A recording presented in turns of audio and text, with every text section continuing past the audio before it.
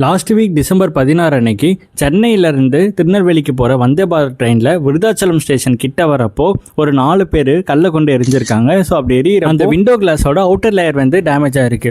And அது வந்து பார்த்தீங்கன்னா அந்த கிளாஸ் வந்து ரொம்பவே திக்னஸ் அதிகம். அண்ட் 2 கிளாஸ்க்கும் இடையில அந்த ஆர்கன் கேப்டன் கேஸ் வந்து ஃபில் பண்ணி வச்சிருப்பாங்க. அதனால் அவுட்டர் கிளாஸ் மட்டும் டேமேஜ் ஆகிருக்கு. உள்ளே வந்து எந்த பேசஞ்சர்ஸ்க்கும் யாருக்கும் எதுவும் ஆகலை. இது வந்தே பாரத் எக்ஸ்பிரஸ்க்கு இன்றைக்கி அதே மாதிரியான ஒரு சம்பவம் வந்து நடந்திருக்கு. அரக்கோணத்துலேருந்து கிளம்பி கரெக்டாக சென்னை சென்ட்ரலுக்கு போன ஒரு லோக்கல் எலக்ட்ரிக் ட்ரெயினில் கரெக்டாக வியாசர்பாடி ஸ்டேஷன் கிட்ட வரப்போ அடையாளம் தெரியாத நபர்கள் வந்து கல்வீசி தாக்குதல் நடத்திருக்காங்க. தாக்குதல்னால 3 பயணிகளுக்கு வந்து காயம் வந்து ஏற்படுது.